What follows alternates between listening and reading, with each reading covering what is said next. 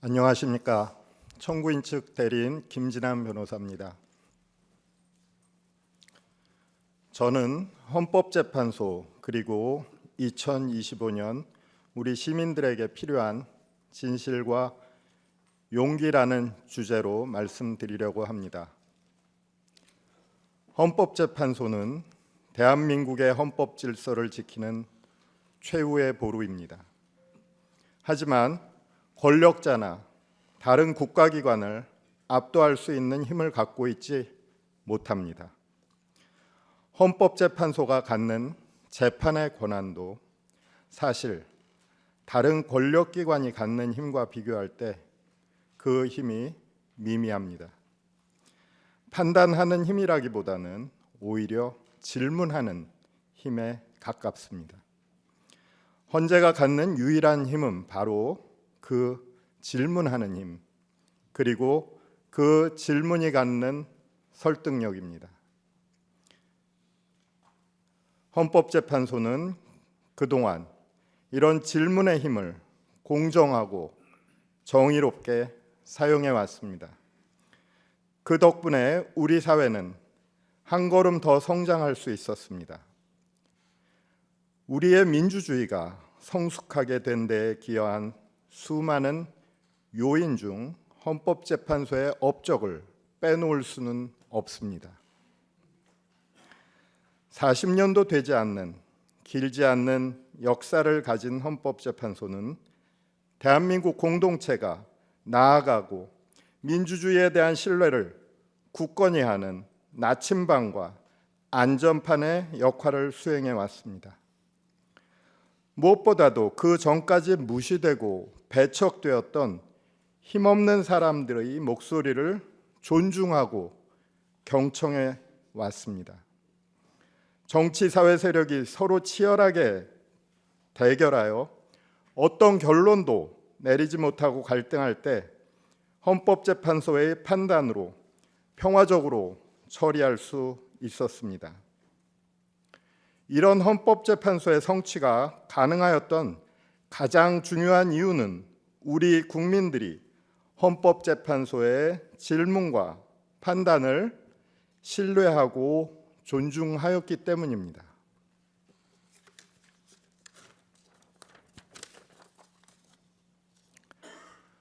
광장에서 충돌과 대립이 벌어지고 있습니다.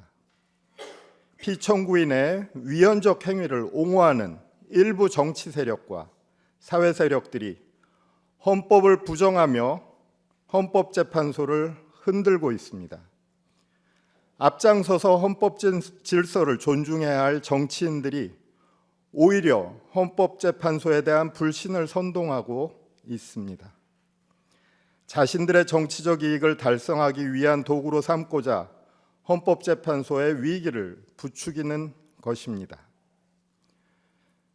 정치 세력들에게, 정치인들에게 헌법재판소를 흔드는 행위를 중단할 것을 호소드립니다.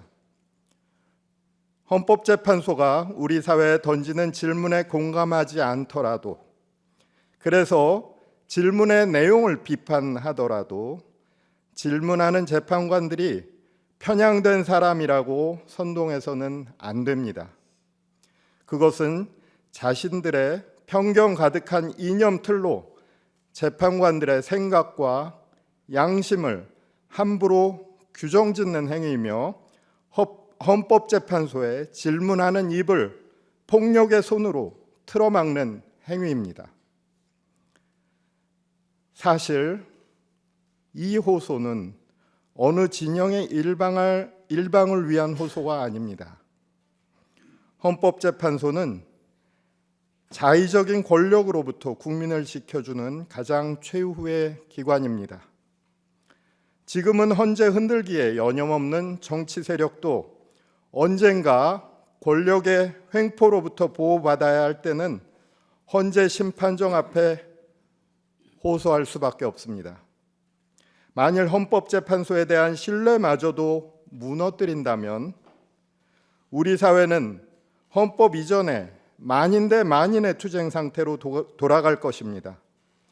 우리에게 남아있는 것이라고는 미움과 혐오, 그리고 중단 없고 한계 없는 최악의 갈등이 될 것입니다.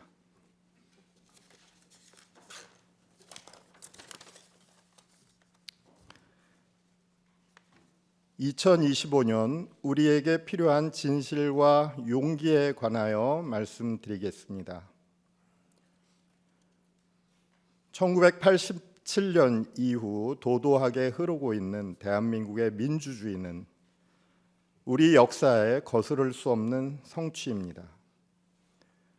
때로는 민주주의가 흔들리는 순간과 마주하기도 했습니다.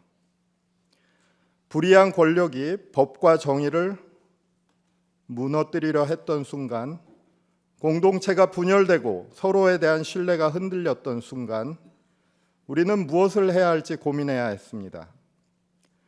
우리 국민들은 그 순간마다 더 나은 대한민국을 만들기 위해서는 더 강한 민주주의가 필요하다는 것을 깨달았고, 진실과 정의를 향한 용기로 그것을 지켜왔습니다. 이제 민주주의와 기본권 보장은 단순한 제도가 아니라 국민들의 보편적 합의이며 그 의미를 내면화한 우리 모두의 가치이고 양심입니다.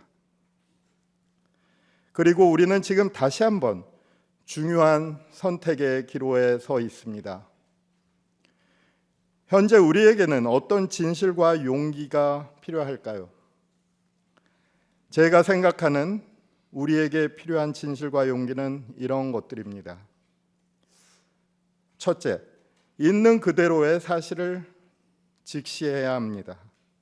민주주의를 위협하는 행위가 있을 때 우리는 그것을 있는 그대로 바라보고 판단해야 합니다. 진실을 외면하는 순간 무이성과 비합리가 지배하던 시대로 돌아갈 수밖에 없습니다. 이 사건 탄핵 심판 사건의 본질은 다음과 같은 질문을 담고 있습니다. 우리의 민주주의는 최고 권력자가 비상계엄과 군을 동원해서 권력 전체의 사유화를 노리는 행위를 허용하는가? 이 사건의 본질을 바꿔보려고 시도하는 세력들은 주장합니다. 이것은 여당과 야당 간의 권력 투쟁이다. 좌파와 우파의 대결이다. 극한의 투쟁을 벌인 야당을 응징하기 위한 불가피한 조치였을 뿐이다. 하지만 우리 헌법은 정치적 반대파를 제거하기 위해 비상계엄과 군을 동원하는 것을 어떠한 경우에도 허용하고 있지 않습니다. 어떤 거짓 명분과 허위 주장으로 분치를 한다고 해도 민주주의 헌법의 근간을 침해한 행위의 본질이 바뀔 수는 없습니다. 둘째, 우리는 민주주의를 파괴한 자들에게 반드시 책임을 물어야 합니다.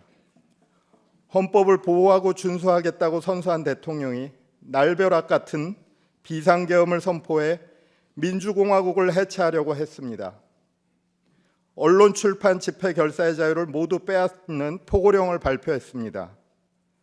군대를 실은 헬리콥터를 국회에 보냈고 계엄 해제 요구 결의 중인 국회의원들을 회의장 밖으로 끌어내라고 명령했습니다.